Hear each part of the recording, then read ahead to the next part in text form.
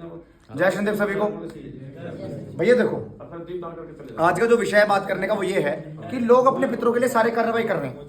जैसे कोई नारायण बलि भी करवा रहा है, कोई गया जी जाके भी उद्धार करवा रहे हैं, तर्पण भी करवा रहे हैं, पिंडदान भी कर रहे हैं, और उसी के साथ साथ में जैसे कोई हवन की प्रक्रिया है वो भी कर रहे हैं। लेकिन मूल में क्या हो रहा है कि पितृदोष निकलने में बड़ी बाधाएं आती हैं। पितृदोष जल्दी से समाप्ति की तरफ जाता नहीं है, पितृदोष निकलता ही नहीं है। हम सालों साल तक उसका निवारण करवाते रहते हैं, तो कहीं ना कहीं पितरों में किसी न किसी प्रकार की बाधा आती रहती है, बीच बीच में उसमें कुछ ना कुछ दिक्कत बनती रहती है। आई समझ में बात। अब मेन बात इसमें क्या है कि क्यों नहीं निकलता।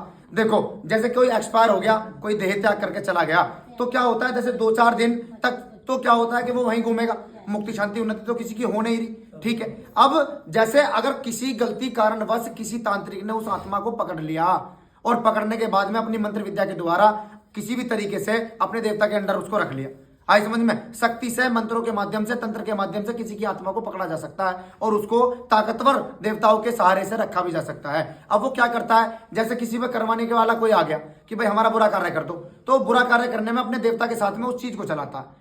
तुम्हारे घर का जो पितर पकड़ रखा है उसने, समझ में आई बात। अब वो क्या करेगा कि जैसे उसने किसी के घर में उसे 2-4 जगह भेज दिया उस पितर को, अब तुम अपने पितर का निवारण करते घूम रहे हो कि भाई कहीं नारायण बलि करवा रहे हो, कहीं भंडारे कर रहे हो, कहीं खीर पूरी निकाल रहे हो, कहीं कुछ कर रहे हो, लेकिन तुम्हें पता ही नहीं है तुम्हारा पितर खीर पूरी का भूखा ही नहीं है, उसके साथ कुछ और ही कहानी चल रही है। उसके साथ किसी ने उसे पकड़ के बांध रखा है, उसके अंश बांट दिए हैं जगह जगह जगह जगह, और दुनिया में उन अंशों को निकालने वाला कोई है ही नहीं। एक बस शनिधाम में सतगुरुदेव मनोभैया जी ही मंत्र चिकित्सा कर रहे हैं, मंत्र दूतों को भेजते हैं, क्रिया को भस्मीभूत करते हैं, तुम्हारे बंधित पितरों को निकाल के लेके आते हैं। तभी तो जो यहाँ इलाज चल रहा होता है, बीच बीच में पितर के अंश निकल के आते रहते हैं, या बताया जाता है कि तुम्हारे पितर का अंश निकल के आया कहीं से। ये वही प्रक्रिया है जिसमें तांत्रिक तुम्हारे घर के देवता पितरों को बांध लेते हैं, तुम्हारे घर के मरे गिरों को बांध के कहीं कहीं कहीं कहीं भेजते रहते हैं, और तुम्हारे घर में भी उल्टा करके भेज देते हैं, तो उनके अंश बट जाते हैं। वो निकलने में बहुत बाधा उत्पन्न होती है उस पितृदोष को, इसलिए पितर जल्दी से साफ नहीं हो पाते, इसलिए पितरों का दोष जल्दी से निकल नहीं पाता है। ठीक है, क्योंकि मुक्ति होती नहीं और वो तांत्रिक जल्दी से छोड़ता नहीं है। ठीक, और कोई प्रक्रिया के द्वारा उन अंशों को तुम निकाल नहीं सकते, कितने मुर्गे बकरे घुमा लो, कितना कुछ भी कर लो, वो निकलेगा ही नहीं जब तक मंत्र की शक्ति नहीं जाएगी, जब तक सूक्ष्म रूप से उस क्रिया को भस्मीभूत नहीं करोगे।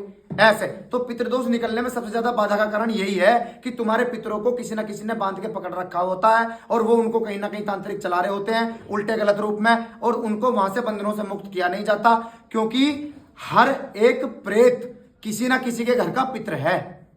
समझ में आती है बात। जैसे मेरे घर का कोई एक्सपायर है, तुम्हारे घर का कोई एक्सपायर है, किसी के घर में जाकर लग गया तो उसके लिए तो प्रेत हो गया, लेकिन मूल रूप में तुम्हारे घर का वो पितर है।